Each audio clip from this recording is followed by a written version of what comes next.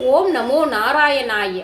அங்கன்மா ஞாலத்தரசர் அபிமான பங்கமாய் வந்து நின் பள்ளிக்கட்டிற்கீழே சங்கம் இருப்பார் போல் வந்து தலைப்பெய்தோம் கிங்கினி வாய்ச்செய்த தாமரை பூப்போல செங்கண் சிறுகச் சிறதே எம்மேல் விழியாவோ திங்களும் ஆதித்யனும் எழுந்தாற்போல் அங்கண் இரண்டும் கொண்டு எங்கள் மேல் நோக்குதியேல் எங்கள் மேல் சாபம் இழிந்தேலோர் எம்பாவாய். கண்ணா, அரசர்கள் மிகுந்த பணிவுடன் உன் பள்ளி கொண்டுள்ள கட்டிலைச் சுற்றிலும் சற்சங்கத்திற்கு வந்த பக்தர்கள் போல் காத்து நிற்கிறார்கள். அவர்களைப் போல் நாங்களும் உன் அருகில் நிற்கிறோம். உன் சிவந்த தாமரை கண்களை சிறுக சிறுக திறந்து விழிக்க மாட்டாயா? சந்திரனும் சூரியனும் உதித்தது போல அந்த கண்களை கொண்டு எங்களை பார்ப்பாயானால் எங்கள் மீதுள்ள எல்லா பாவங்களும் சாபங்களும் தீர்ந்து விடுமே.